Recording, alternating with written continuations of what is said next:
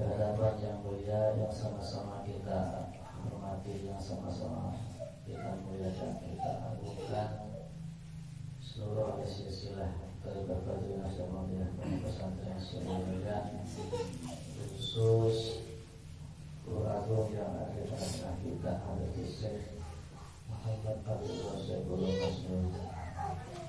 Beri doa semoga keberkahan karena senantiasa Allah limpahkan, tambahkan kepada beliau panjangkan usianya, sempurnakan kesehatannya, dan tidak lupa semoga keluarga kita semuanya, anak cucu keturunan kita semuanya dijadikan obat yang barokah karena beliau mengakhiri supaya bisa ada yang meneruskan perjuangan. Semoga seluruh orang-orang yang terdekat kita, tetangga yang dekat, yang jauh, yang mengenal, yang mengenal kita diberkahi Allah Subhanahu wa Ta'ala. Amin ya rabbal alamin. Kepada yang saya hormati saudara buka Bapak Haji Budi beserta keluarga besar beliau, yang saya hormati seluruh kesepuhan khataman di seluruh madrasah sewilayah Istiqomah yang saya hormati, semoga Allah memberkati.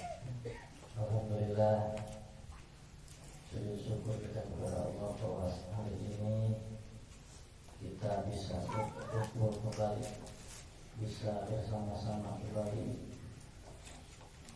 untuk menyatakan sujud syukur kita kepadanya melalui amalan yang sudah menjadi ajaran, yang sudah menjadi amalan.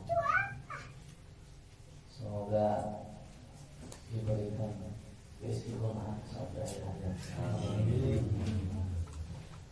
Ibu bapak jamaah rahmatullah, tentang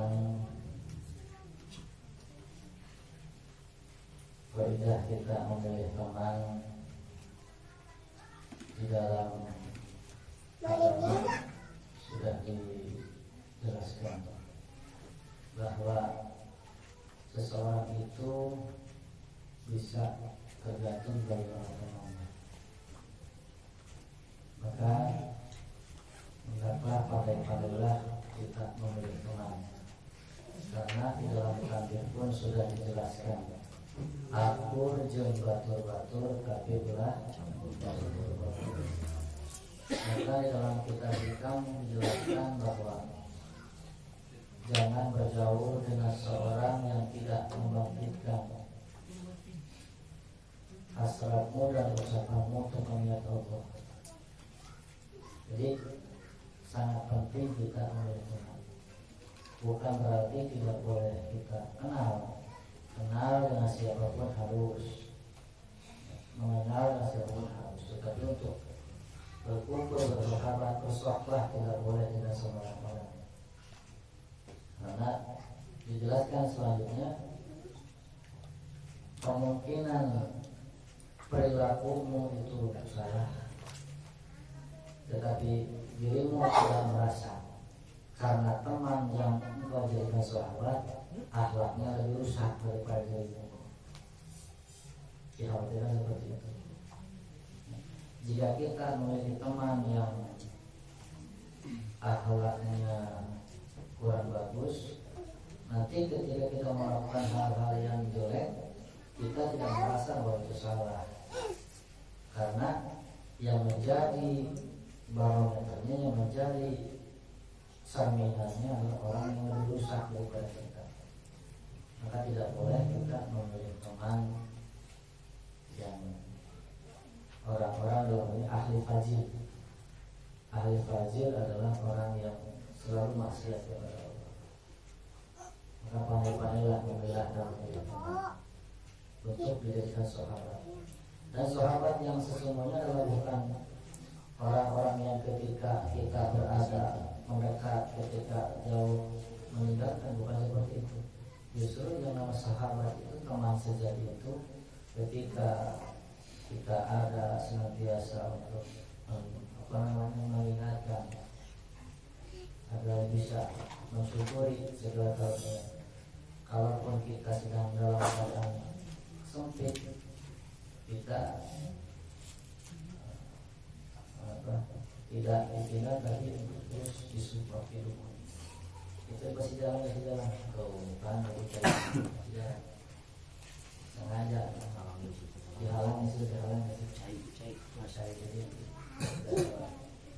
biar relatif ini namanya juga anak yang financial bagaimana gitu. Ibu bapak yang saya hormati, itulah fungsinya kita memiliki teman, ada memiliki teman yang bisa sahabat itu jangan bersama-sama pandai-pandai kita. Jadi bukan dilarang untuk bergaul dengan orang-orang karena boleh, tapi tidak boleh menjadi sahabat. Di dalam keterangan selanjutnya bahwa ketika engkau mendapatkan dimuliakan, seorang mendapatkan pujian dari orang lain, sejatinya kita tidak sedang dipuji, tetapi orang itu sebenarnya sedang memuji tutupan Allah yang sangat indah. Karena kalau Allah tidak menutupi kekurangan kita, pasti kita akan terbuka semua kejahatan. Bahkan dalam segi amal, saya mencatat tadi ketika saya buka pas kita dalam pasal hikmah ke 131 diterangkan laula jamilul sidrahi lam yakun amalan ahlal kubur. Kalimatnya pakai laula. Kalaulah bukan karena keindahan sitrahu Allah, penutup Allah, kalaulah bukan karena keindahan dari penutup Allah, orang yakunan, tentu tidak ada manusia, tidak ada orang yang beribadah ini layak untuk diterima oleh Allah. Saya sering menyampaikan bahwa ibadah kita tidak layak diterima Allah. Jadi Anda yang sudah beribadah, syukuri di sisi lain. Tetapi jangan merasa bangga karena sudah bisa melaksanakan ibadah. Dijelaskan oleh ahlinya, ternyata laula jamilun sidrahu lam yakuna amalat ahlalil qabul. Kalaulah tidak karena penutup Allah, situs sakrut, penghalang Allah, sifat satar Allah yang maha indah, niscaya tidak ada amalan manusia yang layak diterima oleh Allah Subhanahu wa ta'ala. Jadi ternyata yang menyebabkan amal ini diterima oleh Allah adalah karena adanya penutup Allah yang maha indah, yaitu rahmat Allah. Bu,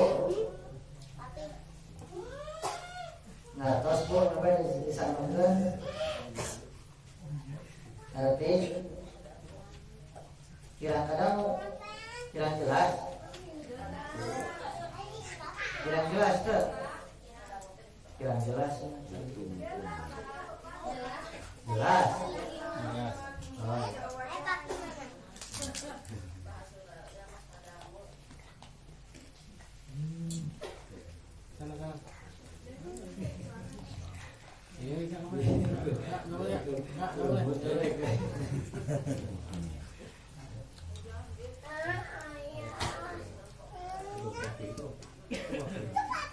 Jadi ini yang saya sampaikan ini adalah ucapan seorang ulama yang sudah dikatakan masuk ke kalangan Ahlul Ma'rifat.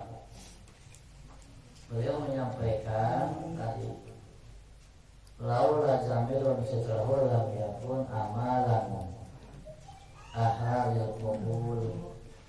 Kalaulah bukan karena indahnya tutupan Allah kepada kita, pastilah setiap amal manusia ini sebenarnya tidak layak diterima oleh Allah.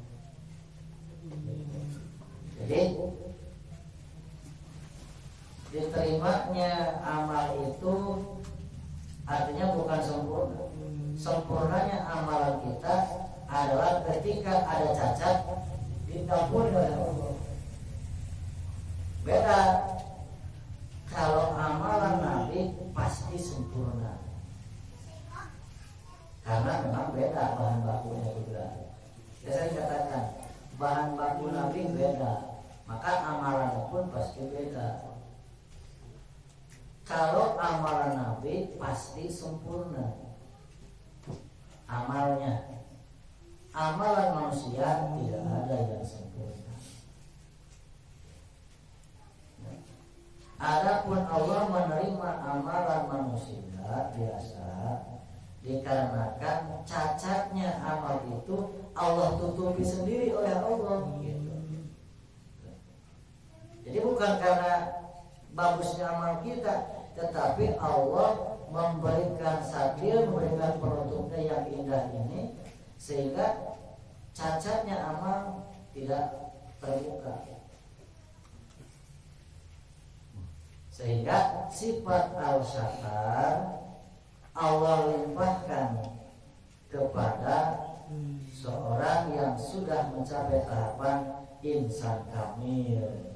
Makanya syarat dari guru mursyid adalah salah satunya jika 12 sifat kesempurnaan sudah ada dalam dirinya, maka orang seperti ini sudah layak untuk menuntun orang lain ke jalan Allah. Kalau belum 12 sifat kesempurnaan belum ada dalam dirinya, maka tidak akan layak orang tersebut mampu menuntun kepada di jalan Allah.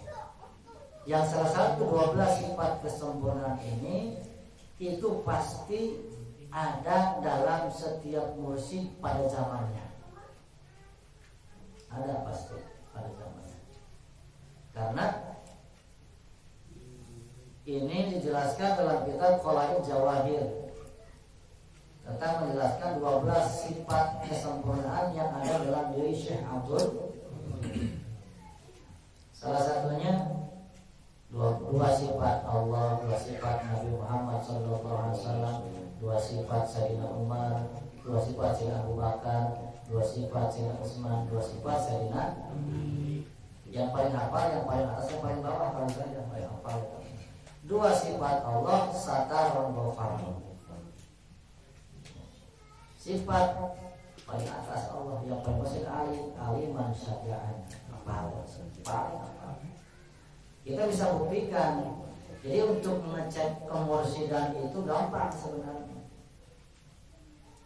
Keterangan yang ada di dalam kitab, apapun kitabnya yang menjelaskan tentang kriteria kemursidan, tinggal kita lihat kepada diri seseorang itu ada tidak, cocok tidak dengan keterangan yang ada. Saya melihat cocok semuanya ada. Sifat Satarun Ghafarun, bahwa Syekh Mursyid itu sangat luas ampunannya, satar, sangat indah penutupannya, tutupannya. Terbukti orang semacam apapun disebut bagus. Itu Satarun itu. Orang jelek sejelek apapun, ringsek seringsek apapun, ketika datang ke Syekh Mursyid tidak dikatakan, tidak dikasih dalil. Dan guru mursyid itu tahu. Contoh, orang-orang yang datang ke Bangsa itu bukan hanya orang-orang apa, bukan orang-orang yang baik saja, banyak orang-orang yang sangat rusak, termasuk kita juga orang rusak. Yang dikatakan wah bergelimang dengan maksiat, tapi ketika datang disebut bagus, tadi ya bagus. Contoh, dulu memang saya tidak paham ketika bahasa orang sufi kan karena bergaya bahasa walaupun sangat tinggi, ada kali kita sulit menangkapnya. Seperti ketika seseorang mengungkapkan di hadapan Syekh Mursyid bahwa saya ini jelek, sholat juga masih ketinggal. Pengakuan jelek seorang murid di hadapan syekhnya disebut bagus. Kalau begitu disebut bagus. Sekilas ketika kita berpikir bagus pada mana gitu ya. Bagus di sebelah mana? Sedangkan orang itu kan ngatur sholat, goreng akhlak, tapi disebut bagus. Ternyata ketika mau penjelasan dijelaskan, kan dulu mah tidak mengaku kita bahwa salah, sekarang kan mengaku bahwa itu salah. Nah, kalau orang sudah mengaku bahwa itu salah, bagus. Oke. Maka semua orang yang datang disebut bagus. Bang, saya mah jelek, saya mah gini, gitu. Makanya sifat saka, sifat gofar, sifat bahwa mursyid itu lautan hampura, lautan ampunan. Itu betul. Contoh beginilah, kita ketika memerintahkan kepada anak kita menentang, ada perasaan marah kita, ada enggak? Karena memang perintah kita masih diiringi oleh hawa nafsu. Kalau perintah mursyid sudah bersih dari segala sesuatu, makanya banyak murid yang negong, banyak murid yang begong, tapi tidak pernah si mursyid itu marah kita, tidak pernah.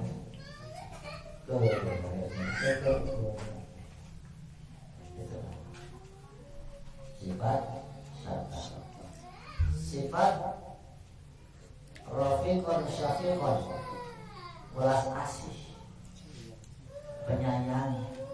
Jadi kasih sayang mursyid itu sangat luas kepada yang baik, ngomong kan kebahagiaannya. Pengen tahu bukti kasih sayang guru mursyid kepada kita, pengen tahu supaya merasakan bukti kasih sayang Syekh Mursyid kepada kita adalah bahwa kita masih diberikan kemauan mengamalkan petunjuk-petunjuknya. Ini adalah bukti kasih sayang beliau. Kalau sudah tidak ada kasih sayang beliau kepada muridnya, ini kita pasti ngacir, kabur, mengamalkan. Berarti sudah tidak ada kasih sayang. Tanda kita masih diberikan kasih sayang beliau adalah kita masih diberikan kesadaran, masih diberikan kemauan untuk mengamalkan amalan. Berarti kita masih disayang. Kalau kita sudah kabur, berarti sudah tidak ada sayang. Hati-hati. Makanya sekuat tenaga jangan ditinggalkan. Karena memang kenikmatan yang paling agung adalah ketika seseorang tersebut sudah mendapatkan nikmat itu, sudah dipertemukan dengan Syekh Mursyid, itu merupakan nikmat agung buat kita. Ya jangan sampai berpisah. Karena ketika sudah dipertemukan dengan Syekh Mursyid, berarti kita sudah dipertemukan dengan sesuatu yang berbeda. Mencari apapun di kolam langit ini, kalau belum bertemu dengan Syekh Mursyid, belum bertemu dengan zikir, belum ketemu sesuatu yang sudah dicari. Kalau sa'adah itu sa'adah, kalau macam begitu, kebahagiaan yang sebahagia-bahagianya adalah ketika seorang dipertemukan dengan Syekh Mursyid dan menerima mutiara. Inilah kebahagiaan yang harus kita syukuri. Alhamdulillah. Bulan kemarin saya menyampaikan tentang makna kalimat la ilaha illallah, kalimat tauhid, yang mana di dalam kitab Anwar Tansil wa Asrar Ta'wil karangan Al-Imam Abu Sa'id Abdullah bin Umar Al-Baydawi membagi beberapa bagian dengan pemaknaan pemberi makna ilah. Kemarin sudah saya sampaikan bahwa makna ilah yang pertama adalah, yang masih ingat bahwa baru sebulan kalau ini sengaja saya menguji kecerdasan anak, kecerdasan intelektual. Makanya Anda mau buku itu bukan hanya untuk dibawa-bawa, tapi untuk dibaca. Yang pertama adalah al-ma'bud bilhaq, itu sasaran penghambaan kepada yang sesungguhnya. Jadi kalau kita tidak punya ini, rasanya sulit kita untuk mencapai tahapan kita menghambakan kepada yang sesungguhnya. Karena dengan Allah kita belum kenal, terus terang saja kita belum kenal. Maka dengan alat la ilaha illallah ini kita didekatkan oleh Tuhan kita. Yaitu salah satu maknanya ma'bud bilhaq. Sehingga la ilaha illallah ini dipakai oleh seluruh para nabi, sehingga termasuk dikatakan afdalu ma qultu ana wa nabiyuna min qabli la ilaha illallah. Ucapan yang paling utama yang dipakai olehku dan nabi-nabi sebelumku. Jadi sejak zaman Nabi Adam 123.999 nabi dan rasul plus Nabi Muhammad semuanya mengamalkan la ilaha illallah. Termasuk 124.000 para wali Allah semuanya mengamalkan la ilaha illallah. Bahkan dalam la ilaha illallah ini mencakup segala sesuatu ajaran tentang keislaman. Ada dalam la ilaha illallah. Maka dikatakan salah satunya adalah kalimat tauhid. Kalimat la ilaha illallah. Kemarin Ustaz Ipan bertanya di Al-Quran surat apa? Ada di dua surat. Satu surat Muhammad ayat ke-19, itu kalimatnya fa'lam annahu la ilaha illallah wa sulitan bika wal mu'minin wal mu'minat. Itu surat Muhammad ayat ke-19. Kemudian dalam surat As-Saffat ke-35, wa idza qila la ilaha illallah ayat 2. Jadi la ilaha illallah itu memang Al-Quran, bukan bahasa Arab. La ilaha illallah itu adalah Al-Quran.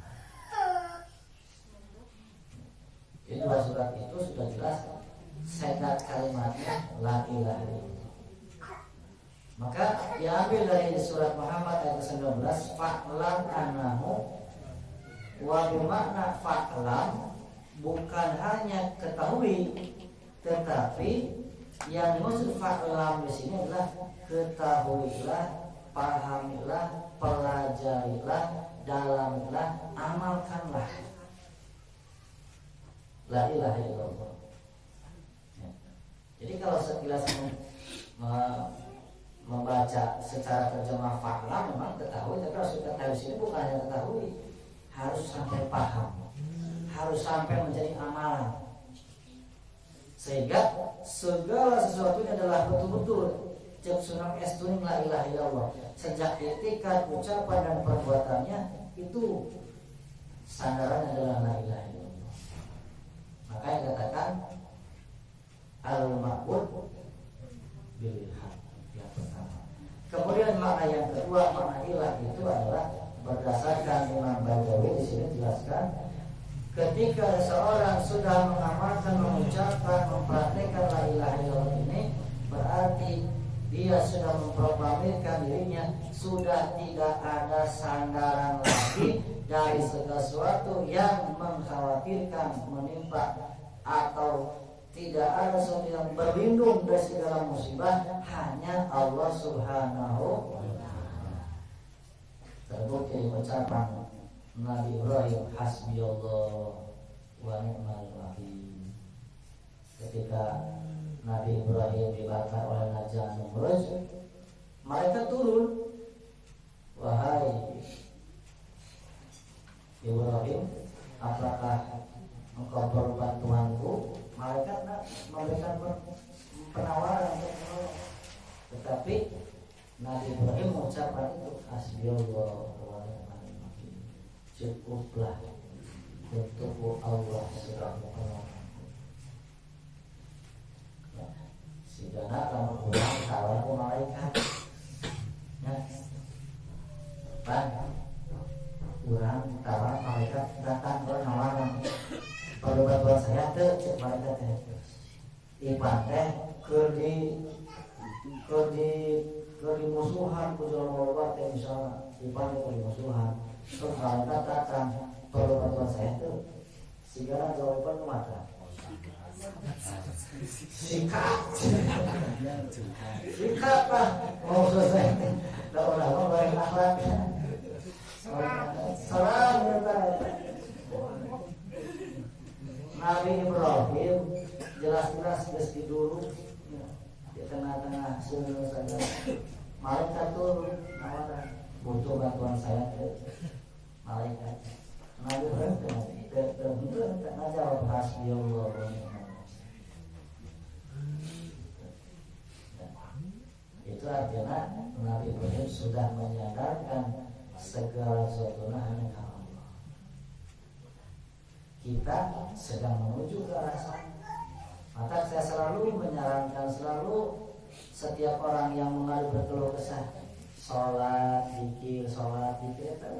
Karena ketika kita sholat, ketika kita zikir, berarti kita menyandarkan segala sesuatu kepada Allah.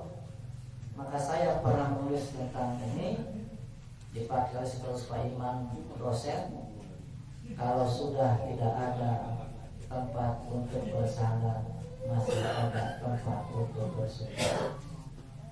Itu maksudnya. Kalau sudah tidak ada tempat kita berpegang, kalau sudah tidak ada kita tempat bersandar, tidak ada sesuatu, maka masih ada tempat bersujud Allah Subhanahu wa taala. Ini pendidikan tauhid, Pak. Ini pendidikan tauhid. Ini pentingnya kita berla ilaha illallah ini jangan sampai hanya sebatas ucapan, tetapi betul-betul menjadi amanah. Karena kalau hanya sebatas ucapan belum menjadi amalan, berarti la ilaha illallahnya belum masuk, belum mendarah sukma, belum mendarah darah. Ciriknya la ilaha illallah sudah mendarah sukma itu nanti kita akan sifat-sifat Allah. Anu tadinya jadi Allah jadinya penyayang itu yang sesama. Akhirnya sifat Allah melimpah kepada kita. Itu juga sama. Sifat Allah dilimpahkan kepada guru kita, kepada Syekh Mursyid, kemudian kita mengikuti jalan Syekh Mursyid. Pada akhirnya sifat-sifat kesempurnaan yang ada dalam diri Syekh ini akan dikucurkan kepada kita ketika kita istiqomah mengikuti jejak langkah beliau. Dan kali ini akhlak Allah, agama jadi akhlak kita ini, jadi sifat kita ini adalah perintah dari Nabi. Takhallaqu bi akhlaqillah. Itu perintah Nabi.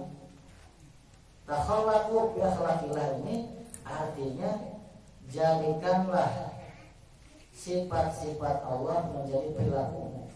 Takhallaqu secara terjemahan terlebihnya takhallaqu bi akhlaqillah, berakhlaklah kamu dengan akhlak Allah. Kan maka hati kalau secara jelas maksudnya jadikanlah sifat-sifat Allah menjadi sifat-sifatnya. Maksudnya Allah menjadi sifat Ar-Rahman. Kurang oke kursinya yang sesama teh. Kalau seorang yang tidak menyayangi makhluk di muka bumi tidak akan dikasihi, tidak akan disayang oleh makhluk-makhluk yang ada di langit.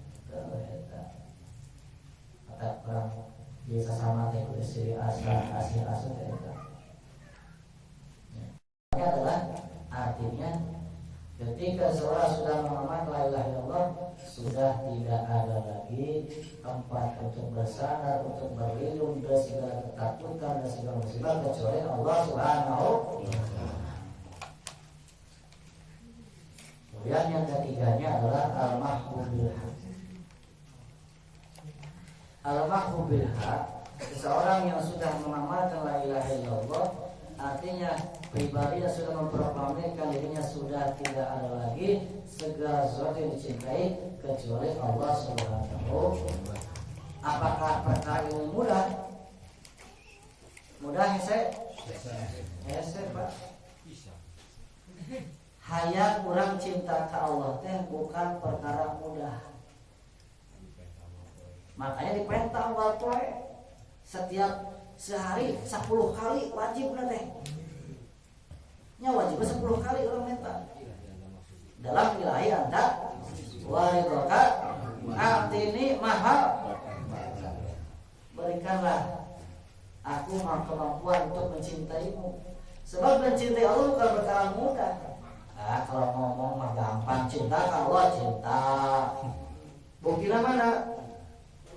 Kan bukti, orang cinta perlu bukti. Karena man ahabba syai'an fahuwa abduh. Orang ketika mencintai sesuatu sanggup menjadi budak. Artinya ketika kita menyatakan cinta kepada Allah, berarti kita harus mampu menjadi pelayan Allah secara totalitas. Hayya sholat.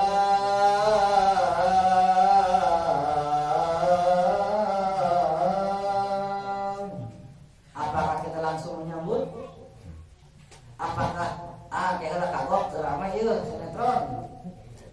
Kira kagok ieu. Apakah masih seperti itu?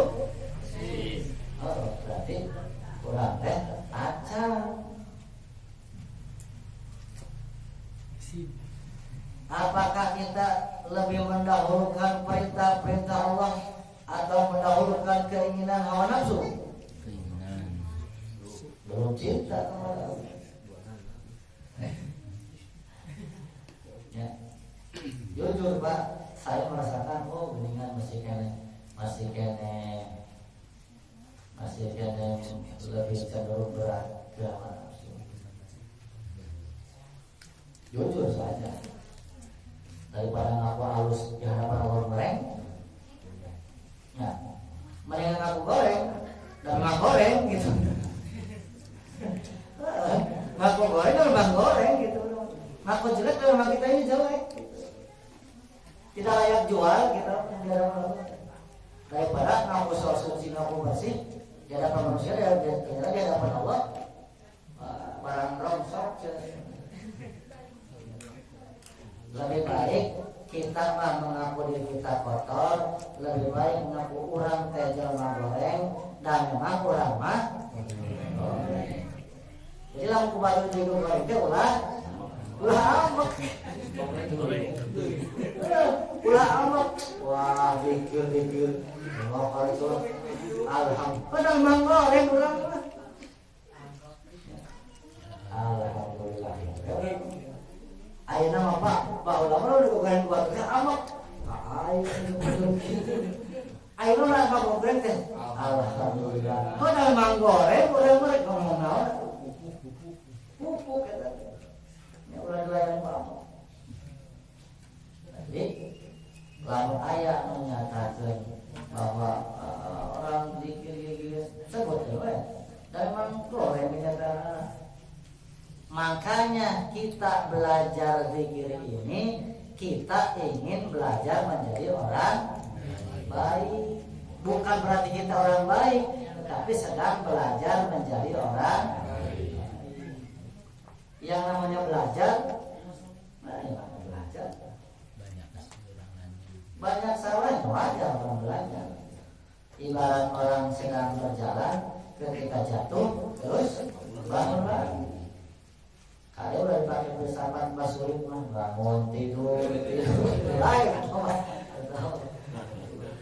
Kalau sudah bangun jatuh bangun lagi. Ketika kita terus meniti menata urusan ibadah, ternyata menemukan batu sandungan, kita terjatuh merasa jangan cicing wae, usaha lagi. Urang buru-buru. Contoh ieu. Lamun geus datang hoream, ulah deuk dituturkeun. Duh, hoream ngaji teh. Hoream panakilan teh hoream, tong dituturkeun. Lamun dituturkeun Bahas istiqomah tadi itu. Istiqomah di hoream maksudna gitu. Istiqomah di hoream. Contoh lah begini. Bang Andi dulu orang sipil. Kenapa sekarang beliau bisa berjiwa militer? Kenapa? Karena dibentuk disiplin militer. Disiplin militer dan disiplin sipil beda.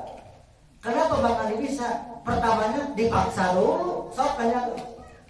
Ya Bang ya, dipaksa dulu. Padahal ketika pendidikan dipaksa. Orang tadinya berdisiplin, orang sipil harus berdisiplin gaya militer. Pertama dipaksa dulu. Ketika dipaksa, awal-awalnya ripuh. Awal anaknya satu percaya. Orang dipaksa awal-awalnya repot, capek. Karena dipaksa. Ketika sudah dipaksa, kemudian bisa. Karena sudah bisa, kemudian dibiasakan. Akhirnya terbiasa. Disiplin. Sebenarnya itu pendidikan Islam, Pak. Di militer itu pendidikan Islam. Harus bersih. Sekarang kalau rumah tempat saya dekat dengan markas Secapak Ketandaran, jadi saya suka masuk jalan-jalan di dalam teh. Ternyata memang disiplin Islam diterapkan oleh militer. Lingkungan senantiasa bersih, tidak ada istilah puntung rokok, pemeratak di markas, tidak ada. Di kesatria tidak ada. Sok terpercaya masuk ke kesatriaan yang dekat sini Armed, tidak ada pemeratak puntung rokok, tidak ada. Bersih. Karena itulah disiplin Islam dipakai oleh militer. Cuma memang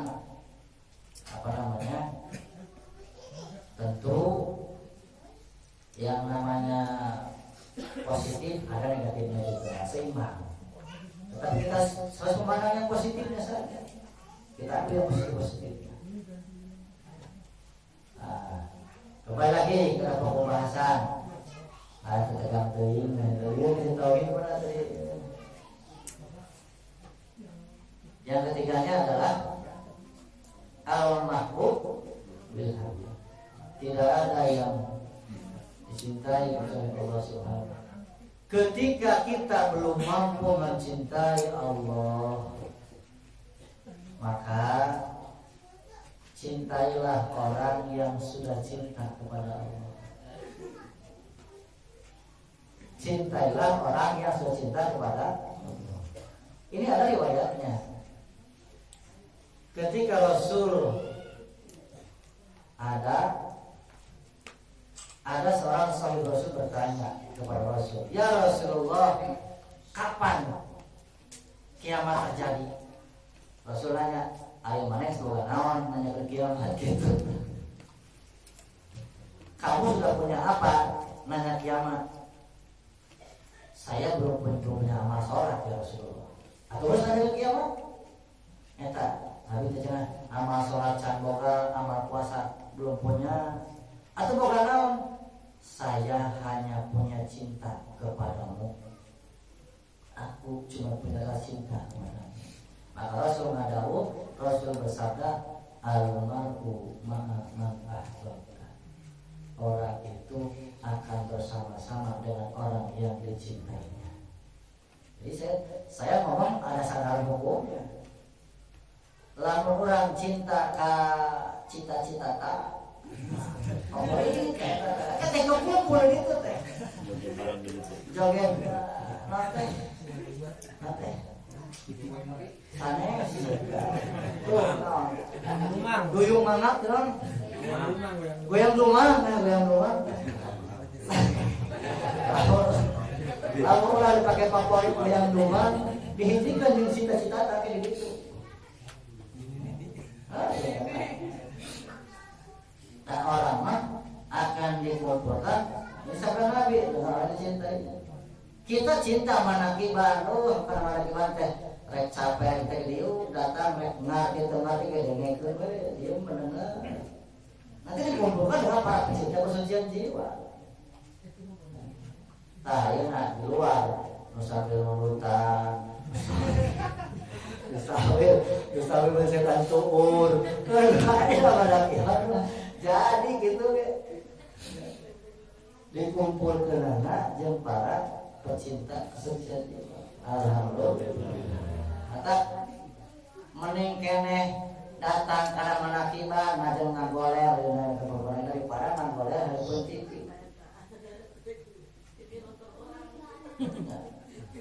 Jadi mana manfaat dina manakiban ngagoler. Kabawa. Manula sedariat nyat saya manakiban ulah nyat saya mah. Ya kalau misalnya sampai ka bakat ikut capek soalnya pernah Yos disebut namanya Yos bakat saking capeknya tapi hemat akibat sahat eta soalnya teh ela bakat ikut capek hemat akibat tapi kan tipra baca warkoban teh ayo kalau kita belum bangun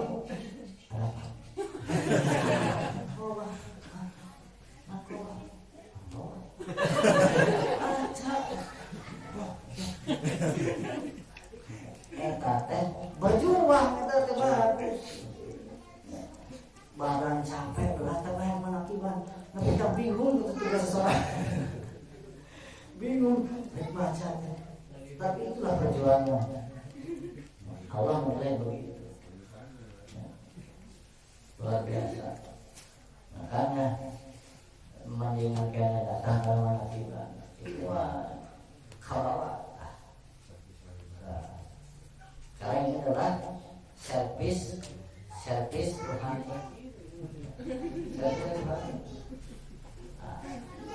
Kita percepat pada 10. Yang keempat, saya Baidawi memberikan makna ilah di sini adalah al-muslim bil qalbi.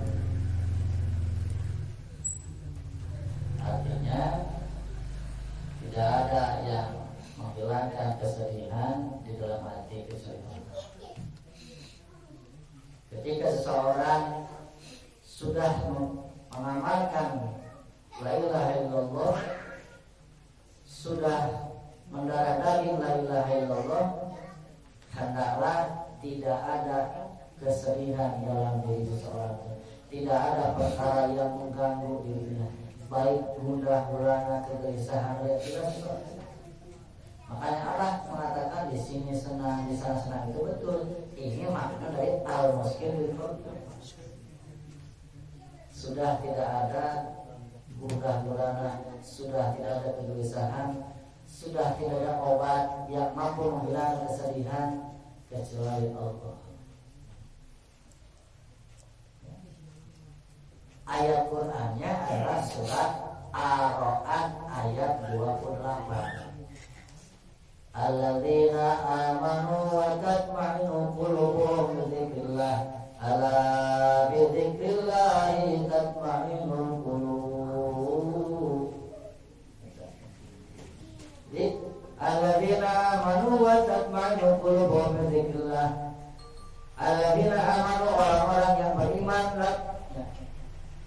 wa tatma'innu qulubuhum, yang sudah ada tenang dalam hatinya. Kondisinya tenang, ayam, tentrem. Bukan berarti tidak ada masalah loh, awas. Ada masalah tetapi tidak berpengaruh. Cek pada lima, terus lamunan ayat kene iman dikir sedih, eta la ilaha illallah cantera. Benar. Iya maksudnya lil muskin al qalbi teh. La ilaha illallah berperan lil muskin al qalbi. Tidak ada yang mampu menghilangkan kesedihan, tidak ada yang mampu yang membuat hati gembira kecuali Allah. Maka jangan dikir masalah jadi hilang. Kalau dikira sudah mendarah daging. Kalau tadi saya baru menjelaskan makna kalimat tauhid ini, salah satu makna adalah itu al-muslim bil qalbi, tidak ada yang membuat satu ketenangan, tidak ada yang menjadi obat hati dari segala sakit, dari segala kegelisahan yang ditimbulkan dari harta, dari anak, dari istri, dari yang lain-lainnya. Sehingga obatnya adalah kembali kepada Allah. Ketika sudah kembali kepada Allah, maka yang ada adalah ketenangan. Masalah lewat. Tentu bukan lepas dari masalah, tidak seperti itu. Artinya masalah yang kita hadapi, menghindar dari satu masalah bukan solusi. Bukan solusi. Tetapi bagaimana caranya agar masalah dapat diatasi? Tentu kita jangan sibuk mencari solusi. Sibukkanlah diri kita mendekati yang memiliki solusi itu.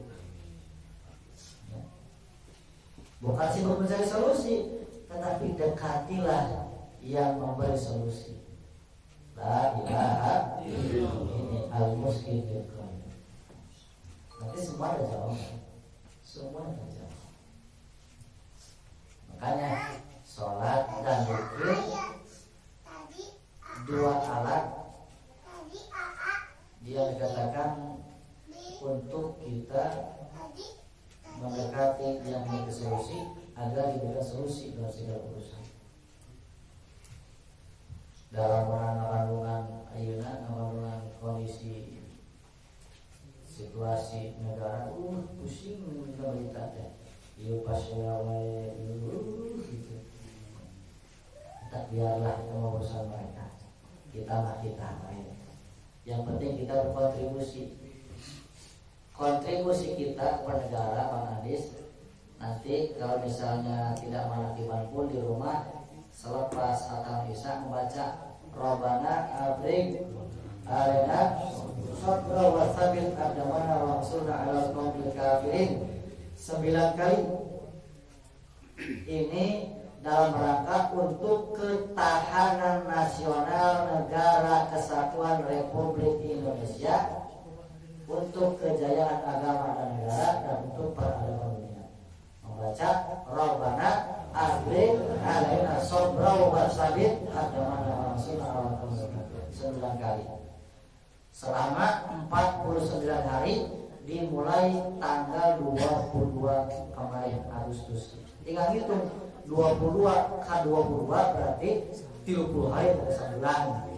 Tinggal ditambahan itu dari 15 ke 19 hari. Nanti ketemu 49 hari. Ya.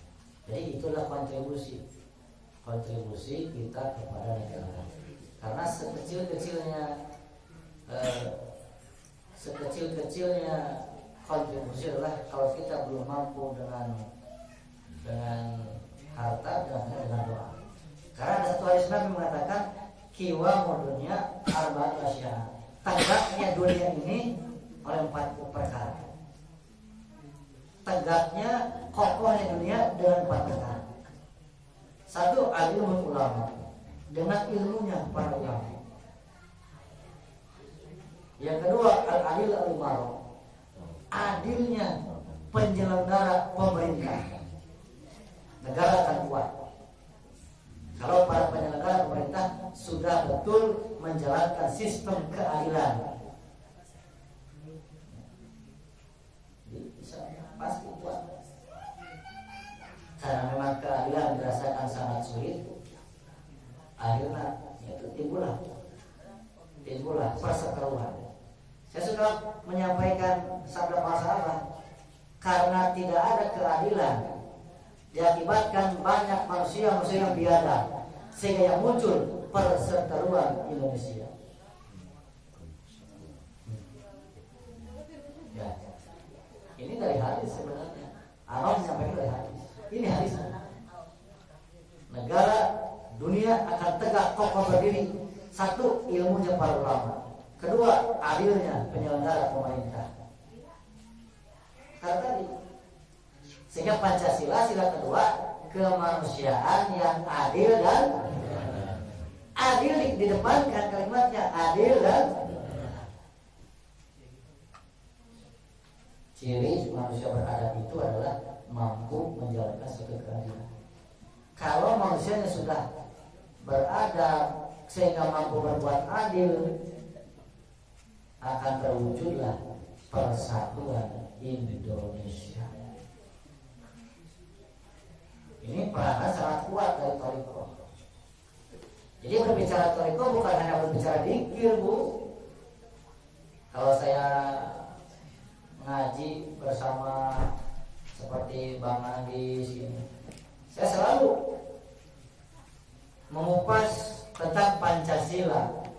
Karena memang peranan Thariqah terhadap pembangunan negara ini erat kaitannya dengan aplikasi atau pengejawantahan dari Pancasila, sila pertama. Tahu pengejawantahan? Pengejawantahan perwujudan. Jadi perwujudan sila pertama ketuhanan yang Maha Esa ini artinya bahwa setiap anak bangsa harus mampu menghadirkan Tuhannya dalam setiap keadaan, dimanapun, kapanpun. Ini adalah amalan Thariqah. Amalan Thariqah ini bahwa kita dituntut, diarahkan, dididik oleh guru kita agar senantiasa dimanapun, kapanpun mengingat Allah Subhanahu. Itu Pancasila, Bapak. Ari hadir teh hudur cek bahasa Arabna teh. Hudur ma Allah. Hate dikir ke Allah, eta sila Pancasila sila kahiji eta teh. Orang tarekat yang membuktikannya. Maka kalau ada orang yang menolak ajaran tarekat, berarti menolak Pancasila sila pertama. Hati-hati saudara. Ya orang ngaji di tentara itu salah ngomong bisa ditembak ke tentara. Jadi kita sedang mengamalkan Pancasila, Pak.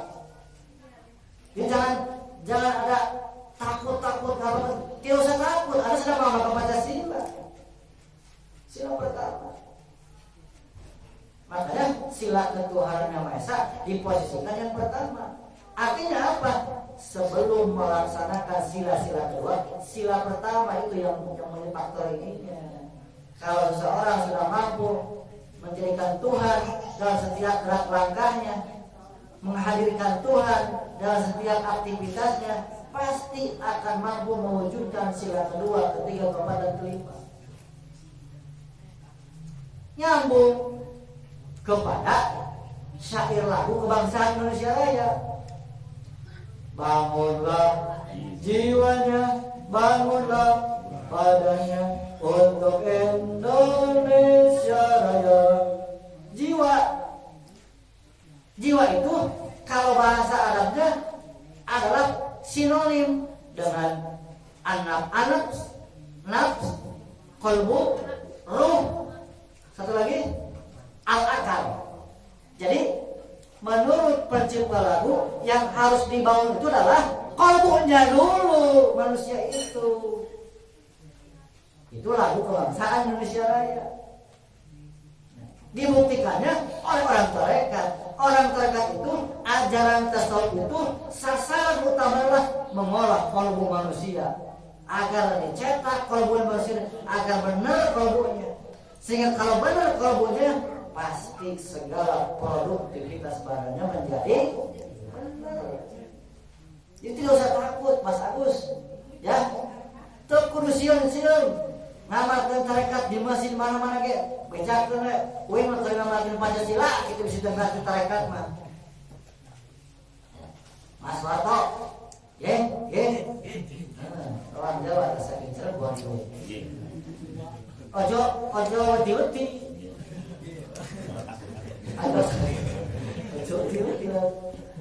Nek ana sing ganggu ngomong, kula niku lagi ngamalkeun Pancasila, Pak. Sila pertama, Pak. Nek sampean orang nerima sila pertama, sampai orang aja bangun Indonesia, betul Indonesia. Tapi lamun ke 1 itu subhanallah, Pak. Ingat tahun 70 Abah Anom pesan kepada Rasul. Itu tidak ada siapa-siapa. Abah Anom sampai meneliti menitikan air mata ketika itu. Begini bahasanya, Abah nitip Pancasila. Itu tahun 70. Abah Anom kepada Abah Aus bukan dalam khidmat dunia. Tidak ada siapa-siapa, hanya Abah Aus. Abah nitip Pancasila. Lamun umat Islam Indonesia tidak menerima Pancasila, pasti akan gigit jari. Catat itu. Jadi ternyata Thariqah itu adalah perwujudan dari pengamalan Pancasila, Pak. Kita nasionalis ternyata. Kemarin saya ngaji di masjid Asopia di Dayakolot, masjid besar Asopia, umum terdengar. Pengurusnya orang Persis yang aktif tarekat, saya bahas. Tarekat itu dikir itu pengamalan rukun Islam yang pertama. Berarti kalau Anda menolak dikir, menolak tarekat, berarti Anda menghilangkan rukun Islam yang pertama, yaitu syahadat. Karena buniyal Islam ala khamsin. Islam itu dibangun dengan 5 perkara. Tuh, kalinya. Jadi jangan disangka belajar dikir itu tidak ada dari Quran dan hadisnya. Justru Thariqat itu penghamalan Quran Sunnah secara utuh.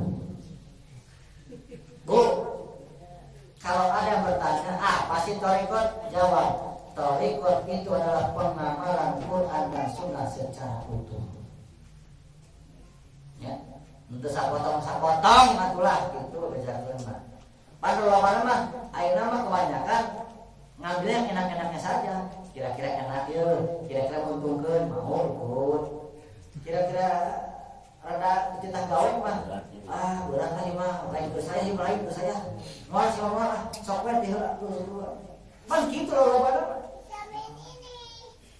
Lain bagian urang malah urang masih kena butuh-butuhnya. Cek saha kali butuh kan. Manggil-manggil ngumpul tuh butuh dunia. Sok manggil mah tuh. Dibayar emas lah kita misalnya itu emas lah. Tah emas. Nah, kieu picun. Teu butuh gitu. Jadi lamun aya buatkeun orang tarekat nyebutkeun orang masih kena butuh-butuhnya. Namanya orang tarekat masih kenanya nganu gelo unggul tuh butuhnya lamun jelema cager mah butuh dunia ya. Sabab dunia teh sarana keur balai urusan ya. Tapi oke ulah, tapi jangan juga kita ditundukkan, dilupakan kayak gitu benar gitu. Nah, jadi alhamdulillah kita mah sudah komplit. Tarekat kita mah menggandeng negara. Terbukti kemarin ketika di Istiqlal mengambil tema zikir nasional dan manakib. Jadi kita dalam rangka memperingati kemerdekaan RI misalnya, yang hadir diwakili oleh Ibu Menteri Sosial, kemudian Jaksa Agung, Jaksa Negeri Jakarta Barat, Kajari Jakarta Barat, Kejagung, kemudian Kejati Jakarta Pusat, Jaksa Tinggi Jakarta Pusat hadir yang dibawanya Pak Dr. Edan itu Jaksa Tinggi DKI. Jadi kita sudah bukan amalan yang harus disembunyi. Open bar saya sudah terbuka saja. Tahu negara, masjid-masjid negara sudah menerima kita.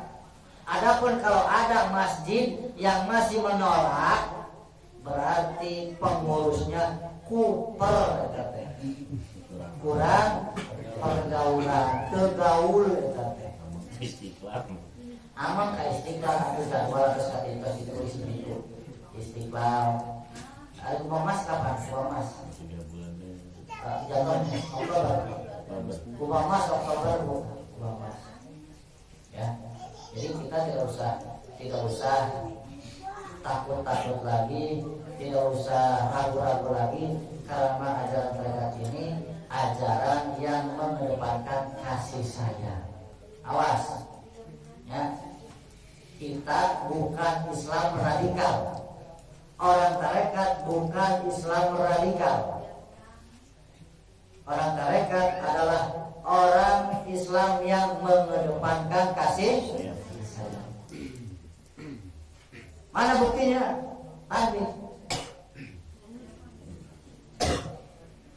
Buktinya tadi.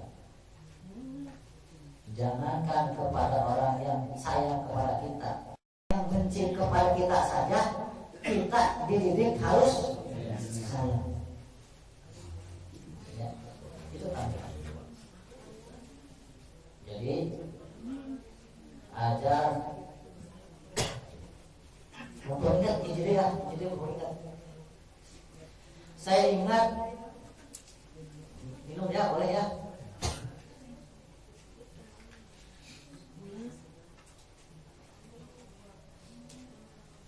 Saya ingat ketika di zaman pemerintahan Bapak SBY. Ketika itu ada muktamar Thariqah di Jawa Timur, di pesantren Al-Munawwariyah Bul Awam, Jawa Timur. Yang membuka adalah Bapak SBY, yang menyambut Bapak SBY. Dalam sambutannya yang hanya durasinya kurang lebih 5 menit juga kurang, kalau saya sempat melihat rekamannya, Bapak SBY yang kumpul membuka, salah satu sambutannya intinya, saya ambil intinya, bahwa negara membutuhkan, sangat memerlukan kontribusi dari para ahli-ahli thariqah. Negara mengharapkan kontribusi dari para ahli-ahli thariqah, karena thariqah dakwah melalui pendekatan hati. Tidak ada cerita di dalam thariqah radikalisme, tidak ada. Maka negara sangat menyambut, sangat menantikan kontribusi para ahli-ahli thariqah. Itu. Jadi Bapak SBY, para putusan menantikan untuk membantu negara yang sedang sakit pada dalam berbagai sisi. Jadi kita bantu. Karena poin yang ketiga yang disabdakan oleh Nabi adalah agar dunia ini kuat adalah sakobilatnya, kedermawanan orang yang kaya. Orang kaya dermawan akan kuat. Tapi dibalik di urang mah jalma harna aya balba mayar zakat hitunganna dimiskinkeun. Harta kaya 1 triliun dikurang 500 juta kaya saya mah sieun kalau ke Jakarta gede teuing. Ke Jakarta mah gede teuing sieun. Tapi ke poya-poya mah kedermawanan orang yang, tetapi awas, saya adalah relatif ya Pak ya. Makanya saya kenapa membangun agar diadakan yang namanya kas internal madrasah. Ini dalam rangka menuju ke sana Pak. Kita jangan menjadi beban negara, tetapi kita harus bantu negara. Saya punya program kita dakwah sosial, jangan kalah dengan orang agama lain. Kita mampu Pak. Dari beberapa ribu yang kita kumpulkan, kalau istiqomah per orang, saya sudah mengkalkulasi per orang madrasah sudah berapa? Madrasah sudah berapa? 19. 20 ya. Madrasah 20 semuanya. Taruh 19 atau 15 lah misalnya. Kalau per madrasah saja istiqomah 30.000, istiqomah madrasah saja ini saya catat. Yang 15 madrasah istiqomah 30.000, per bulan sudah terkumpul 450.000. Kali setahun seberapa? 10 bulan 4.500.000. Ditambah 2, berarti 5 jutaan sudah terkumpul. 1 tahun bisa 5 juta kalau hanya madrasah saja, belum dari yang donatur-donaturnya. Tahu kata per tahun bisa nyampe 6 juta. Setahun 6 juta, kali 3 tahun 18 juta. Kita bisa dakwah sosial. Saya tidak mau bukan khayalan. Saya sudah hitung semuanya, Pak. Saya katakan bisa dakwah sosial. Tergantung apakah ada kemauan atau tidak. Tapi saya yakin, percaya, ini orang-orang tipe pejuang, bukan tipe pengemis. Tipe pejuang adalah pergerakannya kuat, semangatnya tinggi. Saya ingin mewujudkan ke sana, Pak. Jadi jangan ada image di masyarakat orang tarekat tahunnya dikir. Manakiban. Tapi tidak ada perhatian sosial. Saya ingin merubah image itu. Terbukti Al-Hidayah renovasi, Ustaz bantu buat beli semen, walaupun tidak gede, bantu. Itu kesana, Pak, tujuannya.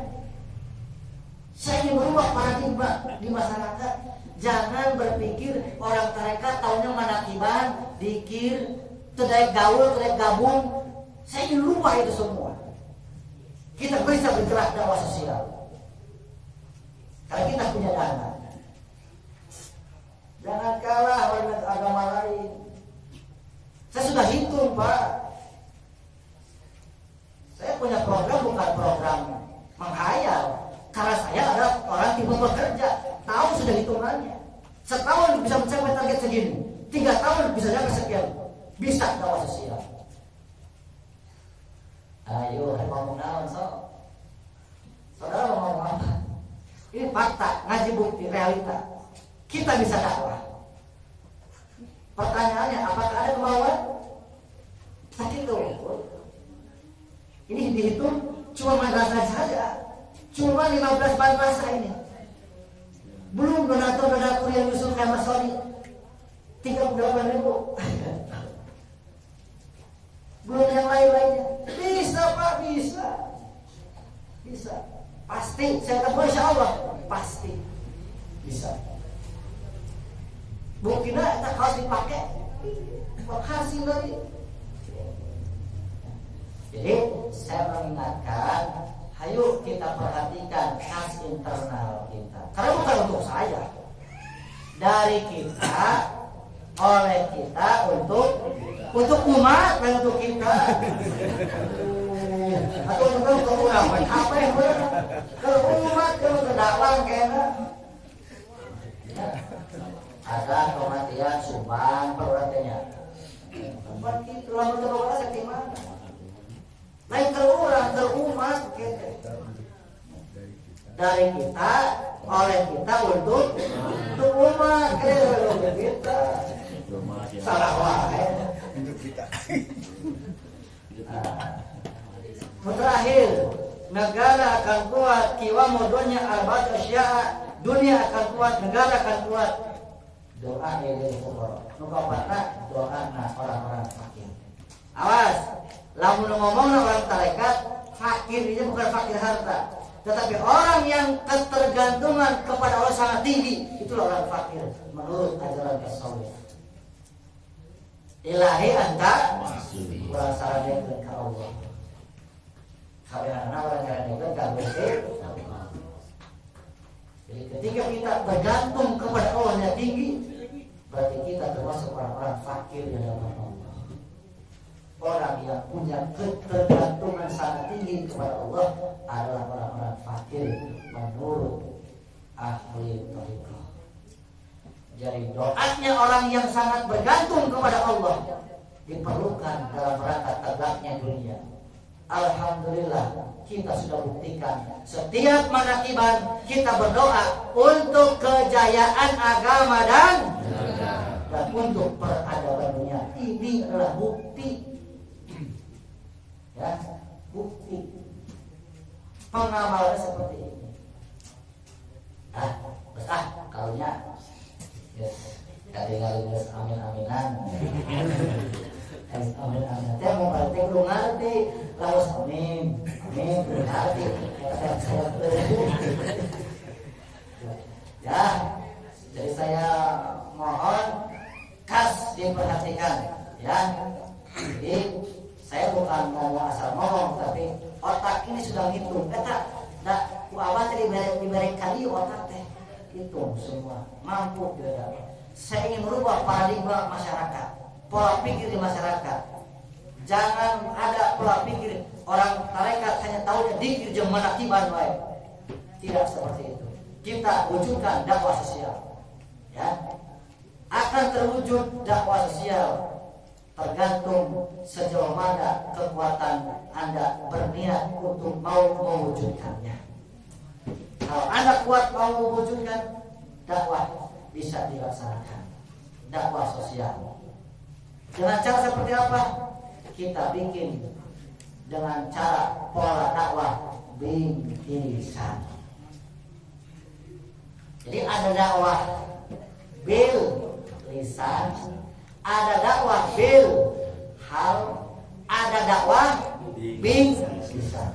Kita satu langkah lagi dakwah dengan bingkisan. Nah, perlu dana terserah Anda, berpikirlah kita bersama-sama. Kalau pikir kan memangnya perlu dibeli, beasnya gitu perlu dibeli. Ayo boleh beas kenaon? Kutiun, di mana? Di hati tiun saja. Ya, yuk kita pikirkan, kita perhatikan kembali kas kita. Kita pikirkan kas kita.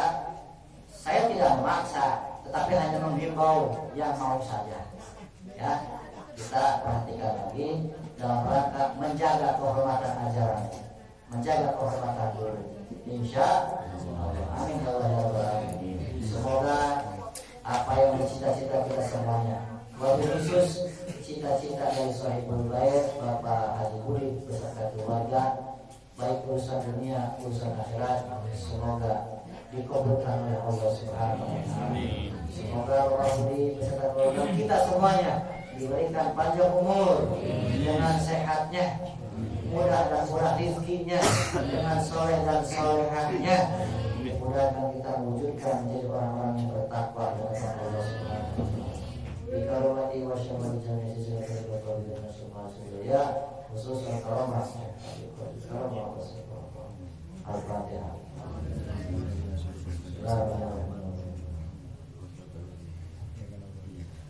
Assalamualaikum warahmatullahi wabarakatuh. Allahumma sholli ala nabi Hashimi Muhammadin wa ala alihi wa sallim taslima.